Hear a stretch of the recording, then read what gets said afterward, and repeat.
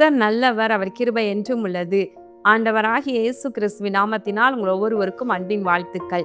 இன்று செப்டம்பர் மாதம் 12ஆம் தேதி வெள்ளிக்கிழமை.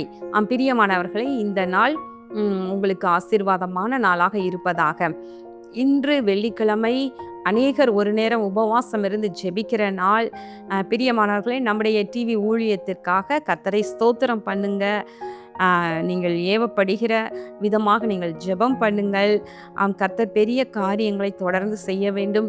அநேக தேவ பிள்ளைகளுடைய வாழ்க்கையிலும் சரி, தேவனை அறியாதவர்களுடைய வாழ்க்கையிலும் கண்ணீரை துடைத்து ஆண்டவர் அவர்களுடைய வாழ்க்கையில ஒளி வீச பண்ண வேண்டும்.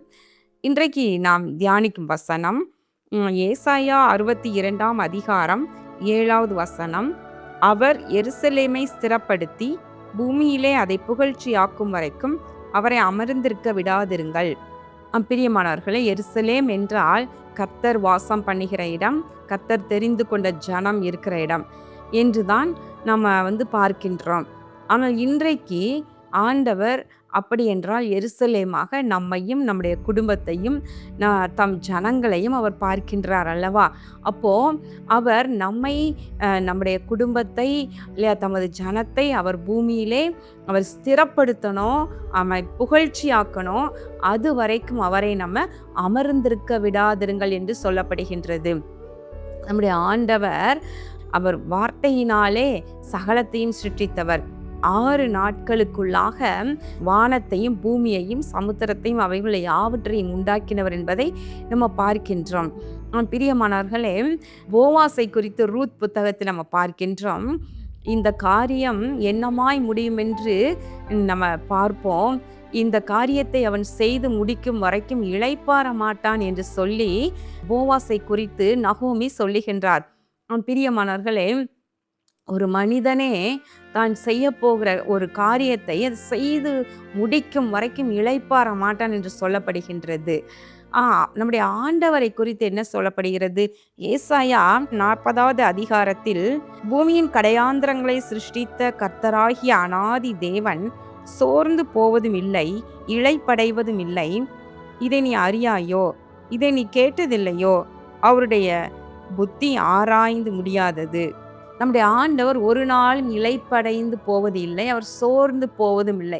அவர் சோர்ந்து போகிறவர்களுக்கு பலன் கொடுக்கிற தேவன் என்பதை பார்க்கின்றோம்.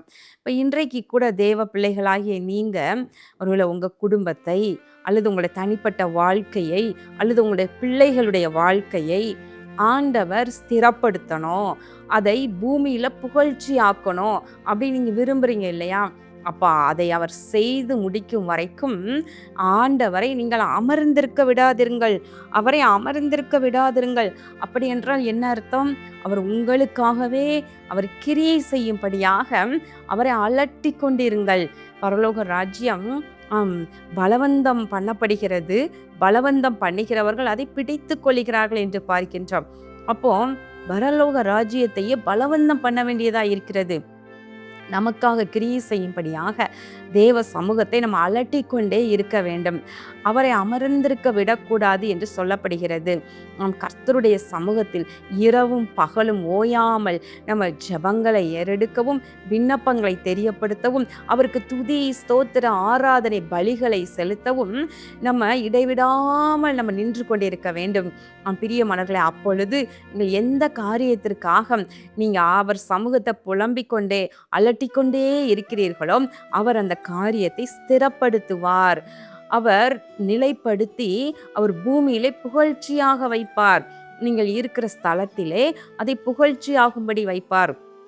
உங்கள் குடும்பத்தை, பிள்ளைகளுடைய வாழ்க்கையை, ரட்சிக்கப்படாத உங்கள் வீட்டில் உள்ள நபர்களை, ஒருவேளை உங்களுடைய கணவராக இருக்கலாம் அல்லது உங்கள் மனைவியாக இருக்கலாம் அல்லது பிள்ளைகளாக இருக்கலாம், உடன் பிறந்தவர்களாக இருக்கலாம், கர்த்தரை விட்டு பின்வாங்கி அல்லது ஆண்டவர் அண்டையிலே வராமல் தூரமாய் நின்று அவங்கள் வாழ்ந்து கொண்டு இருக்கலாம். அப்படிப்பட்டவர்களை எப்படியாவது ரட்சிக்கணும் அப்படி சொல்லி நீங்கள் போராடிட்டு இருக்கலாம். நீங்கள் அந்த ஜெபத்தை விடாதீங்க, நீங்கள் கர்த்தரை அமர்ந்திருக்க விடாதீங்க. இந்த நபரை ரட்சிக்கும் வரைக்கும் நான் விடமாட்டேன் ஆண்டவரை உம்மை என்று சொல்லி நீங்கள் போராடி ஜெபம் பண்ணுங்க. யாக்கோபை பார்க்கின்றோம். நீர் என்னை ஆசீர்வதித்தால் ஒழிய அவை போக விடேன் என்று சொல்லி ஆண்டவரோடு போராடி மேற்கொண்டான் என்று பார்க்கின்றோம். போராடி நம்ம ஜெயத்தை பெற்றுக்கொள்ளும் வரைக்கும் ஆண்டவரை அமர்ந்திருக்க விடக்கூடாது.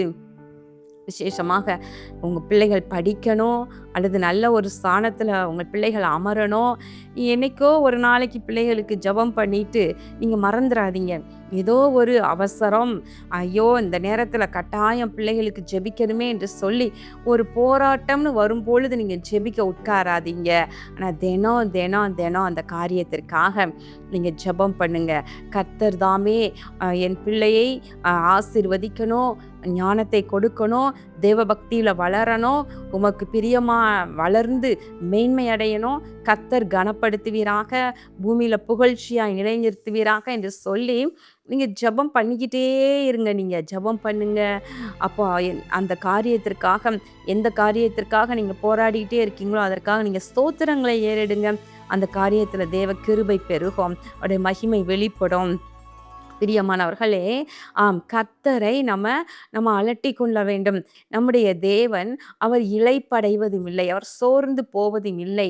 அவர் நமக்காக இரவும் பகலும் கிரியை செய்கிறவராயிருக்கின்றார். ஏசாயா 8வது அதிகாரத்தில் 18வது வசனம், இதோ நானும் கர்த்தர் எனக்கு கொடுத்த பிள்ளைகளும் சீயோன் பர்வதத்தில் வாசமாயிருக்கிற சேனைகளின் கர்த்தராலே இஸ்ரவேலில் அடையாளங்களாகவும் அற்புதங்களாகவும் இருக்கிறோம். இங்கு சொல்லப்படுகிறது அல்லவா, நானும் கர்த்தர் எனக்கு கொடுத்த பிள்ளைகளும். நீங்கள் சொல்லலாம், நானும் கர்த்தர் எனக்கு கொடுத்த பிள்ளைகளும். உங்கள் குடும்பத்தில் அல்ல உங்கள் பிள்ளைகளை போல உங்களுக்கு ஆத்துமாக்களை இல்லையா ஊழியத்தை கொடுத்துருக்கலாம். ஆண்டவர் சமூகத்தில் சொல்லுங்க, கர்த்தர் எனக்கு கொடுத்த பிள்ளைகளும் நானும் அவர் எனக்கு கொடுத்த பிள்ளைகளும் எப்படி இருக்கிறோமா, சேனைகளின் கர்த்தராலே இஸ்ரவேலிலே அற்புதங்களாகவும் அடையாளங்களாகவும் இருக்கின்றோம். சேனைகளின் கர்த்தர் எங்க வீற்றிருக்கிறார்? சீயோன் மலையில் வாசம் பண்ணுகிற சேனைகளின் கர்த்தராலே நாங்கள் அற்புதங்களாகவும் அடையாளங்களாகவும் இருக்கிறோம்.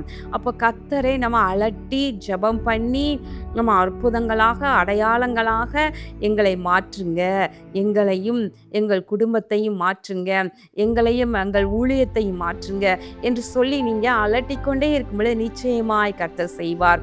இரவும் பகலும் இல்லை அணு தினமும் தேவ சமூகத்தை நோக்கி நம்ம ஜெபம் பண்ண வேண்டும், போராட வேண்டும், அறிக்கைகளை செய்ய வேண்டும், விசுவாச அறிக்கைகளை நம்ம சொல்லிக்கிட்டே இருக்க வேண்டும்.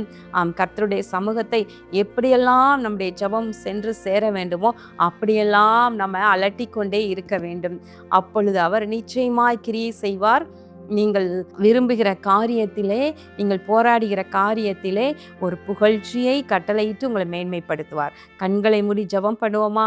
எங்கள் அன்பின் பரலோக பிதாவே, இதோ இந்த நாளிலே நாங்கள் தியானித்த உம்முடைய வார்த்தையின்படி இதோ பூமியிலே எங்களை புகழ்ச்சியாய் சிறப்படுத்தி நிலைப்படுத்தும் வரைக்கும் அவரை அலட்டி கொண்டிருங்கள், அவரை அமர விடாதிருங்கள் என்று சொல்லப்படுகிறது. இது உம்முடைய பிள்ளைகள் உம்மை நோக்கி எந்த காரியத்திற்காக உம்மை அலட்டி ஜெபம் பண்ணி போராடி கொண்டே இருக்கிறார்களோ அவைகளிலெல்லாம் ஒரு அற்புதத்தை செய்து புகழ்ச்சியை உண்டு பண்ணுவீராக. இயேசு கிறிஸ்துவின் நாமத்தினாலே இந்த ஜெபத்தை ஏறெடுக்கின்றேன் நல்ல பிதாவே, ஆமேன். கர்த்தர் உங்களை ஆசீர்வதிப்பாராக. ஆமேன்.